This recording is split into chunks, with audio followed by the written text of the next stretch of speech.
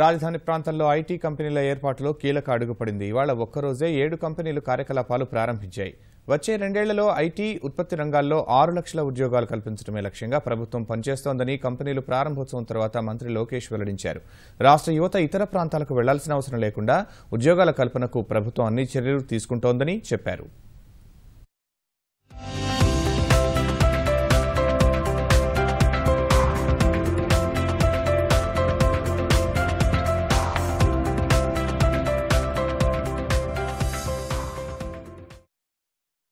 ఆంధ్రప్రదేశ్కు సాఫ్ట్వేర్ సంస్థల రాక ఊపందుకుంది. గతంలో విశాఖ నగరానికి వచ్చిన కంపెనీలు ఇప్పుడు రాజధాని ప్రాంతానికి వరుసగడుతున్నాయి.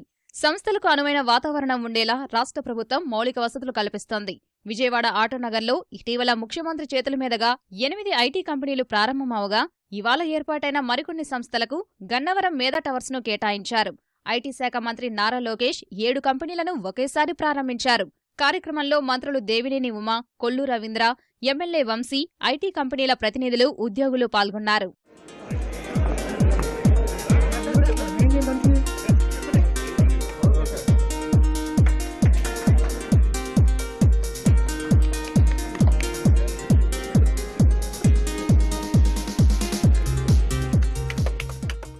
ఒక్కో ఐటీ కార్యాలయాన్ని ప్రారంభించిన తర్వాత ఆ సంస్థ ప్రతినిధులతో లోకేష్ కాసేపు మాట్లాడారు.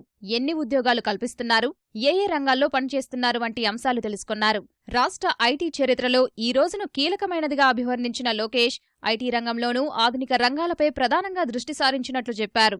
హైదరాబాద్లో హైటెక్ సిటీ తరహాలో విశాఖలో మిలీనియం టవర్స్ ఐటీకి సంకేతంగా నిలుస్తుందన్నారు. ఏదో ఒక బీపీఓనో అట్లా కాదు, మంచి ప్రొడక్ట్స్ తయారు చేసే కంపెనీ. ఒక కంపెనీ అయితే కార్ ఇంటీరియర్స్ తయారు చేస్తున్నాయి, డిజైన్ చేస్తున్నాయి. ఇంకో కంపెనీ వచ్చేసి ఈ స్మార్ట్ క్లాస్ రూమ్స్ కి కావాల్సిన కంటెంట్, టెక్నాలజీ బాక్స్ కూడా డిజైనింగ్ తయారీ ఇక్కడ చేస్తాం జరుగుతుంది. అంటే ఇదేదో బీపీఓ ఉద్యోగాలు కాదు, పకడ్బందీగా ఐటీ అదేవిధంగా R&D రీసెర్చ్ బేస్డ్ ఉద్యోగాలు ఈ రోజు ఇక్కడ తీసుకొస్తాం జరిగింది. ఇది మొదటి అడిగే, చాలా చేయాల్సిన అవసరం. రాబోయే రోజుల్లో మీరే చూస్తారు, నాకు చాలా క్లారిటీ ఉంది. ఆంధ్ర రాష్ట్రంలో రాబోయే 2 సంవత్సరాల్లో 1 లక్ష ఐటీ ఉద్యోగాలు, ఇంకో పక్కన 5 లక్షల ఇండస్ట్రీ ఉద్యోగాలు తీసుకురావాలి. ఒక మిషన్ పెట్టుకున్నాం మేము. అంటే 2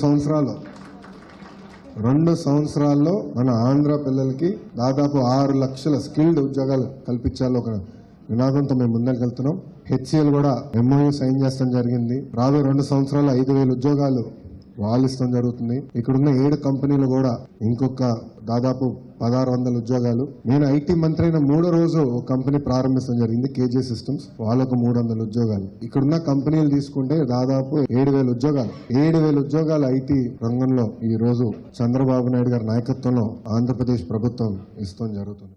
ఐటీ కంపెనీల ఏర్పాటులో కీలక పాత్ర పోషించిన ఏపీఎన్ఆర్టీ ప్రతినిధులని లోకేష్ అభినందించారు. త్వరలోనే చిప్ డిజైనింగ్ రంగంలో అగ్రగామి సంస్థ అమరావతి ప్రాంతంలో ఏర్పాటు కానున్నట్లు వెల్లడించారు. రాష్ట్ర ప్రభుత్వంపై నమ్మకంతోనే అంతర్జాతీయంగా పేరొందిన కంపెనీలు వస్తున్నాయన్నారు. తమిళనాడు, గుజరాత్లతో పోటీపడి రాష్ట్రానికి కియా కార్ల కంపెనీ తీసుకొచ్చామన్నారు. ఆంధ్రప్రదేశ్ యువత సామర్థ్యాల్ని చూసి కంపెనీలు తరలి వస్తున్నాయని ఏపీఎన్ఆర్టీ ప్రతినిధులు అంటున్నారు.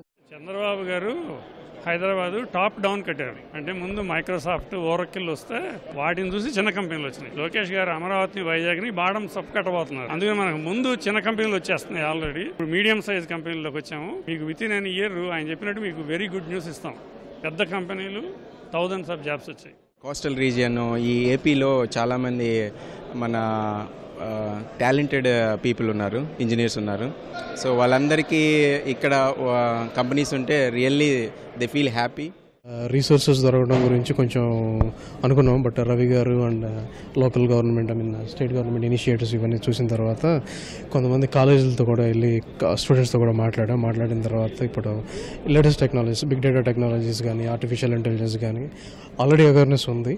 సో కొన్ని ఏరియాస్లో ట్రైనింగ్ చేయాల్సిన అవసరం ఉంది.